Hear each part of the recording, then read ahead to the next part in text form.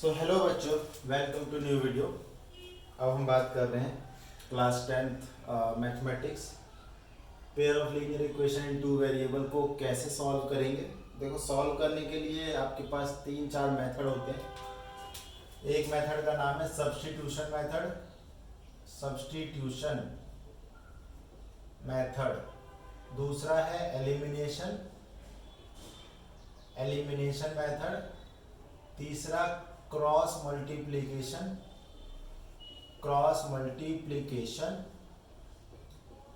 और लास्ट में है रिड्यूसिबल फॉर्म मेथड।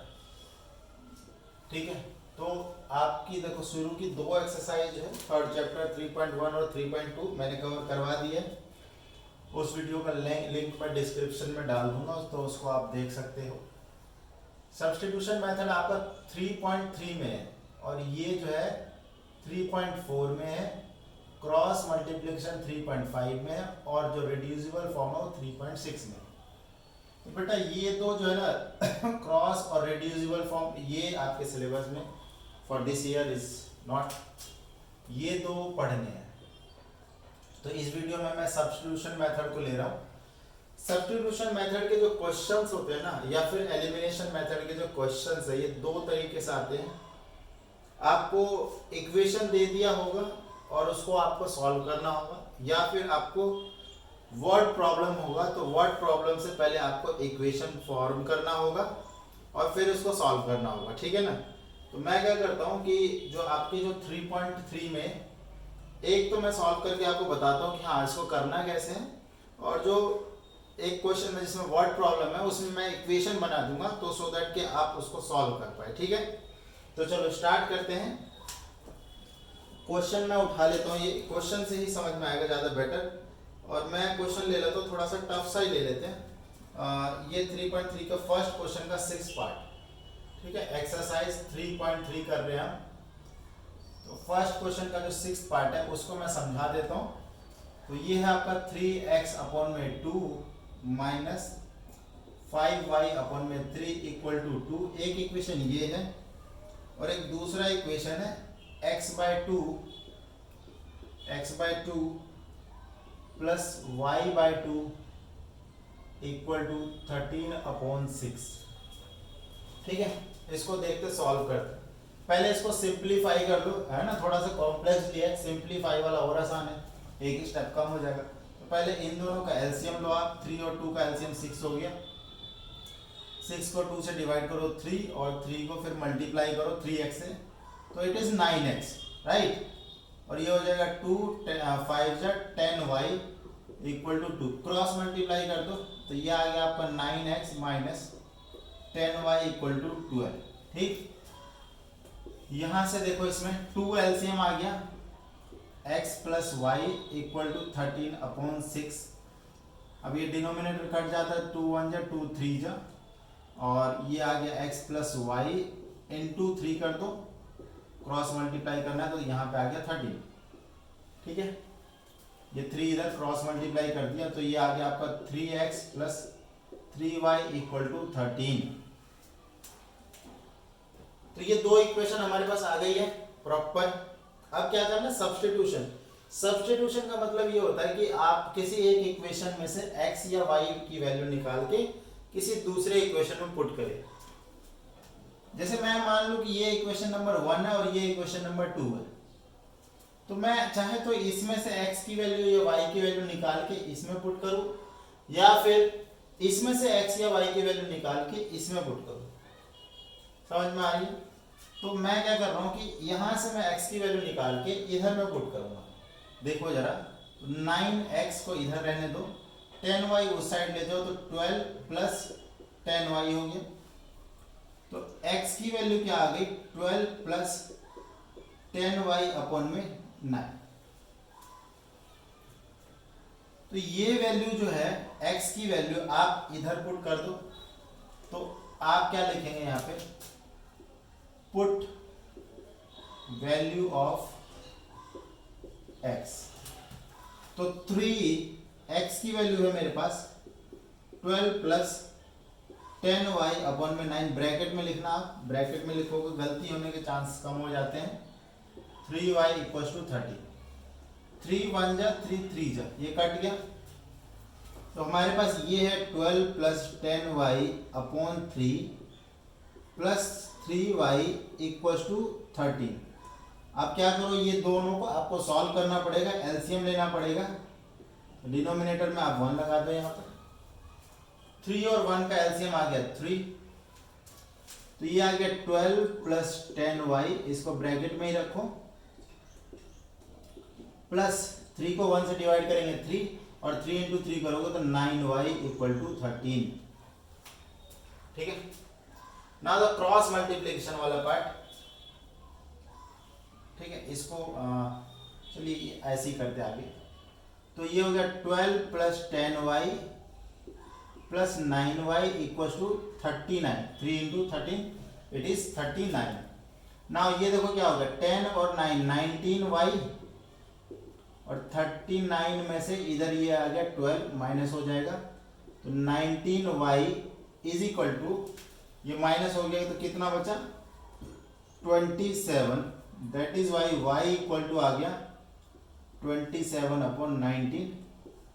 ठीक है, एक बार मैं चेक कर लेता हूँ कि वीडियो में दिख रहा है कि नहीं दिख रहा है। हाँ, ये विजिबल है। ओके, तो अब जो y की जो वैल्यू आप निकाल के लेके आए हैं, इस y की वैल्यू को पुट कर देते हैं इस वाले में। ठीक है, इसको मैं थर्ड इक्वेशन मान लेता हूँ। यहाँ पे put value of x in 2, now put value of जो y की वैल्यू आपने निकाल ली है उसको थर्ड में पुट कर दो, या फिर किसी में भी पुट कर दो, आपका आंसर आएगा। ठीक है, आप एक काम करो, आप 1 में ही पुट कर दो। तो 9x minus 10 into 27 upon 19 equal to 12। ठीक है ना, तो 9x ये मल्टीप्लाई हो गया तो माइनस 270 अपॉन 19। अब ये जो माइनस में उधर जाके plus 9x equal to 12 plus 270 upon 19। इसको सॉल्व कर लेंगे, एलसीएम लेंगे, 19 एलसीएम आ गया तो 19 डिनोमिनेटर में 1 है ना, तो ये आ जाएगा आपका 12 से मल्टीप्लाई 19 इंटू 12, तो ये हो गया 190 प्लस 38 228 प्लस 270, तो ये आ गया आपका 498 upon 19 equal to 9x। x की वैल्यू आ गई 9 नीचे जाके मल्टीप्लाई 498 अपॉन 171, ये जो वैल्यू आ गई। अब ये 3 के टेबल में कट रहा है तो एक बार काट के भी देख लो, 3 1 जा 3, 3 6 जा और 3 6 जा, 3 5 जा 3 7 जा, अभी भी कट रहा है तो 19, 3 5 जा, नहीं अब नहीं कट रहा था, तो ये आंसर आ गया 166 अपॉन 57। ठीक है, तो ये आपका आंसर आ गया। तो मेनली होपफुली आपको ये समझ में आ गया होगा। क्या किया हमने, 2 इक्वेशन था, पहले तो सिंप्लीफाई कर लिया हमने, सिंपलेस्ट फॉर्म ऑफ इक्वेशन में उसको लेके आए दोनों को, है ना, एक ये रही, फिर एक इक्वेशन या तो ये वाले पिक कर लो या तो ये वाले पिक कर लो, उसमें से x या y की वैल्यू निकाल के दूसरे वाले इक्वेशन में डाल दो, उसको सॉल्व करते रहोगे, एक वेरिएबल का आंसर आ जाएगा। तो वो जो एक वेरिएबल आया बचे हुए किसी भी इक्वेशन में वहां पे पुट कर दो, आंसर आ जाएगा। नाउ अब जो है एक्सरसाइज 3.3 में मैं आता हूं क्वेश्चन की तरफ। ओके, जैसे क्वेश्चन नंबर जो 3 है ना, वो उसमें मैं फॉर्मेशन करता हूं इक्वेशन का। देखो, form the pair of linear equation for the following problem and find their solution bye substitution. तो सॉल्यूशन तो बेटा आप खुद ही करेंगे क्योंकि मैंने इसको पूरा बता दिया है। तो डिफरेंस बिटवीन 2 नंबर है ना, 2 नंबर है, तो एक नंबर को आप x मानेंगे, दूसरे नंबर को y मानेंगे। Let first number be x and the second number be y। ठीक है, और दोनों नंबर का डिफरेंस जो है वो 26 है। चलो लेट ये भी कर लेते हैं कि x is greater than y, है ना। तो x माइनस वाई जो है वो 26 है क्योंकि डिफरेंस बोला है। And one number is thrice times the other, जो बड़ा है वो छोटे वाले से 3 गुना है, तो x is equal to 3y। तो ये एक इक्वेशन और ये दो इक्वेशन। देखो ये तो बहुत आसान है, 1 मिनट में सॉल्व हो जाएगा। जस्ट पुट कर दो x की वैल्यू 3y यहाँ पर, from 1 and 2, from 1 and 2। x की वैल्यू 3y इधर पुट करो तो 3y minus y equal to 26, 2y equal to 26, तो y इक्वल टू 13 आ गया। ठीक है, y इक्वल टू 13 आ गया। सो देयरफॉर x की वैल्यू क्या हो जाएगा, 3 टाइम्स है ना, तो 3 इंटू 13 बेटा ये आ गया 39। ठीक है, तो ये तो बहुत इजी था, इजीली इसको करके दिखा दिया। सेकेंड पार्ट की बात करें, the larger of to supplementary. देखो सप्लीमेंट्री एंगल, यहाँ पे भी दो एंगल मान लो x और y। ठीक है, सप्लीमेंट्री एंगल का सम होता है 180, तो बेटा x प्लस वाई हो गया 180। एक तो इक्वेशन ये बन गया। उसके बाद ये बोल रहा है कि जो larger of the two angle exceed the smaller angle by 18। तो जो बड़ा वाला एंगल, let x be the greater angle, तो x equal to y plus 18, है ना। जो बड़ा वाला है छोटे वाले से बड़ा है 18। तो ये हो गया दो इक्वेशन। इसको आप सिंपली सॉल्व कर देंगे सब्स्टिट्यूशन मेथड से। x की वैल्यू यहाँ पे पुट कर दोगे y प्लस 18, तो 2y प्लस 18, इसको सॉल्व करोगे y की वैल्यू आ जाएगी। थर्ड पार्ट की बात करते हैं। थर्ड पार्ट में देखो क्या बोल रहा है, the coach of cricket team by 7 bat and 6 ball for 3800। देखो बैट और बॉल, है ना, इसका प्राइस मान लो x रुपये है एक बैट का, और एक बॉल का y रुपये है। तो कोच जो है वो 7 बैट एंड 6 बॉल खरीदते हैं 3800 का। 7 बैट प्लस 6 बॉल खरीदा है 3800 का। एक बैट x रुपीस का है, तो 7 बैट कितने हो जाएगा, 7x का। एक बॉल y का है, तो 6 बॉल होगा 6y का।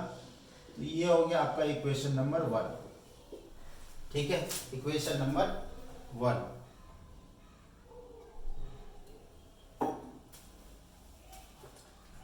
नाउ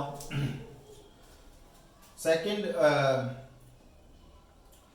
3 बैट बाद में 3 बैट खरीदा है और 5 बॉल्स खरीदी है, कितने में, 1750 में। तो ये हो जाएगा 3x plus 5y equal to 1750। तो ये देखो दो इक्वेशन बन गई, एक ये वाली एक ये वाली। ना इसमें मेथड, सब्स्टिट्यूशन मेथड यूज करेंगे और इसका आंसर निकालेंगे। क्लियर है, ओके। उसके बाद फोर्थ पार्ट बड़ा ही इंपॉर्टेंट क्वेश्चन है और ये पूछा जाता है, जो टैक्सी वाला क्वेश्चन है आपका।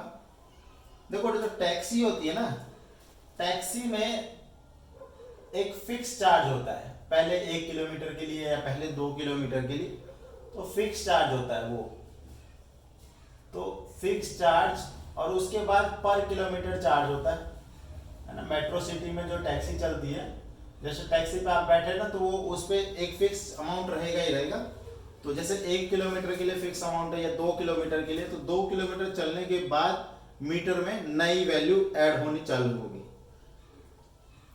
तो मान लो कि टैक्सी का फिक्स चार्ज वो x रुपये है और पर kilometre charge after fix charge that is y kilometre पर y रुपीस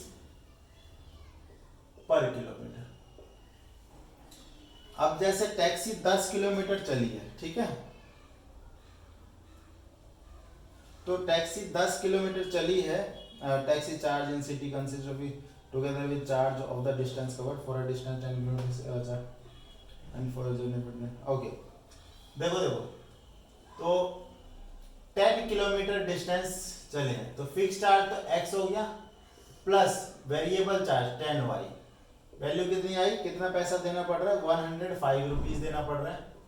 ठीक है, और दूसरी बात जब 15 किलोमीटर का डिस्टेंस जो है कवर किया है तो पैसा कितना लगेगा, फिक्स चार्ज प्लस में 15y is equal to value होगी 155। वही पूछा है कि what is the fix charge and ये वेरिएबल चार्ज मतलब पर kilometre charge, that means x और वाई की वैल्यू निकालनी है। बहुत आराम से निकल जाएगा, मैं तो वैसे ही बता दूं, इसमें से इसको माइनस नहीं करना, सब्स्टिट्यूशन करना है। तो वैल्यू पुट करके आप करेंगे, दो इक्वेशन मिल गई ना आपके पास। उसके बाद पूछा है कि 25 किलोमीटर के लिए कितना पैसा लगेगा। इसके लिए बेटा आपको x प्लस 25y की वैल्यू निकालनी पड़ेगी। जब आप x और y निकाल चुके होंगे, वैल्यू आप डाल देंगे तो आंसर आ जाएगा। फोर्थ पार्ट हो गया। फिफ्थ पार्ट में देखो क्या करना है, एक फ्रैक्शन है, मान लो कि जो फ्रैक्शन है, let fraction be x upon y। तो क्वेश्चन में है फ्रैक्शन बिकम्स 9/11, फ्रैक्शन जो है वो 9/11 हो जाएगा कब, when 2 added to both numerator and denominator। इसमें भी 2 ऐड कर दो और इसमें भी 2 ऐड कर दो तो ये 9/11 हो जाएगा। अगर क्रॉस मल्टीप्लाई करें तो 11x plus 22 equal to 9y plus 18। तो ये हो गया हमारा 11x minus 9y plus 4 equal to 0। ये तो हो गया पहली इक्वेशन, ठीक है। नाउ इसी में सेकंड पार्ट में क्या बोलता है, if 3 added to both numerator and denominator, अगर x अपॉन y में 3 और 3 दोनों में, न्यूमरेटर में और डिनोमिनेटर में भी 3 ऐड करें तो ये हो जाता है 5/6। 5/6 क्रॉस मल्टीप्लाई करो तो ये हो गया 6x प्लस 18 5y प्लस 15। तो ये आ गया आपका 6x minus 5y plus 3 equal to 0। बस दो इक्वेशन बन गई और फिर इसको आप सॉल्व करेंगे, x और y की वैल्यू आ जाएगी, वो यहाँ पे पुट कर देंगे तो वो आपका फ्रैक्शन आ जाएगा। एंड द लास्ट पार्ट इसका सिक्स्थ पार्ट, बहुत अच्छा क्वेश्चन है ये जो फोर्थ पार्ट, फिफ्थ पार्ट और सिक्स्थ पार्ट है बेटा, ये कई बार आपके क्वेश्चन में एग्जाम में पूछा गया है। तो जेकब विल बी थ्राइव, देखो यहाँ पे जेकब है और जेकब का बेटा है, यहाँ पे जेकब है और उसका सन है। तो जेकब और उसके बेटे की प्रेजेंट एज है ना, ये एज वाले क्वेश्चन में पहले भी मैंने बताया कि आपको प्रेजेंट एज कंसीडर करनी होती है। तो जेकब की x मान लेते हैं और उसके बेटे की y मान लेते हैं। 5 ईयर हेंस, तो 5 इयर्स हेंस का मतलब होता है कि 5 साल आगे। 5 ईयर आफ्टर, तो जेकब की एज हो जाएगी x प्लस 5 और जेकब के सन की हो जाएगी y प्लस 5। कहता है कि जेकब की age will be 3 times of his son, मतलब क्वेश्चन के अनुसार, अकॉर्डिंग टू क्वेश्चन, जो जेकब की एज होगी 5 ईयर आफ्टर, वो 3 टाइम्स होगी उसके बेटे की एज की। 3 से मल्टीप्लाई कर दो ना, तो x plus 5 equals to 3y plus 15। ये हो गया x minus 3y minus 10 equal to 0। ये आ गई आपकी फर्स्ट इक्वेशन। क्लियर है? Okay. Now 5 years ago Jacob age was 7 times that of his son। 5 साल पहले जेकब की एज जो थी वो अपने बेटे की एज से 7 टाइम्स थी। ठीक है, तो ये तो हो गया किसके लिए, 5 years आफ्टर के लिए। अब मैं इसी में यहीं पे कर देता हूं, थोड़ा सा एडजस्ट कर लेना। 5 years अगो, 5 साल पहले। तो जेकब अभी x का है तो 5 साल पहले वो x माइनस 5 ईयर का होगा और जेकब का जो बेटा है वो y माइनस 5 ईयर का होगा। और क्वेश्चन के अनुसार 5 साल पहले जो जेकब की एज थी वो अपने बेटे से वो 7 टाइम्स थी। तो इस तरीके से कर लेंगे, तो ये क्या आ गया, x minus 5 equal to 7y minus 35 तो ये x minus 7y plus 30 equal to 0। Now it is second equation. तो ये हो गई आपकी first equation. Now it is second equation. इन दोनों इक्वेशन को सॉल्व करोगे बाय द सब्स्टिट्यूशन मेथड, आपको x और y की वैल्यू मिल जाएगी। x हो जाएगी वो जेकब की एज हो जाएगी और उसके बेटे की एज हो जाएगी y, जो कि आपको इस क्वेश्चन में फाइंड आउट करना। क्लियर है? तो मैंने सभी जो क्वेश्चन नंबर 3 में जो भी पार्ट्स थे वो आपको इक्वेशन बना के दिखा दिए। अब इक्वेशन को सॉल्व कर लेना, बहुत आसान है। सॉल्व वाला अगर नहीं समझ में आया तो ये जो स्टार्टिंग का पार्ट है इस वीडियो का, उसको आप फिर से देख लेना। ठीक है, इक्वेशन बनती कैसे है अगर इसको समझना है तो पिछली वाली एक्सरसाइज की वीडियो को एक बार विजिट कर लेना। चैनल लिंक डिस्क्रिप्शन में मैं डाल दूंगा। तो फिलहाल इस वीडियो में इतना ही। नेक्स्ट वीडियो में मैं एलिमिनेशन आपको करवा दूंगा, तो ये चैप्टर भी आपका कवर हो जाएगा। तो वीडियो को लाइक करो, चैनल को सब्सक्राइब करो।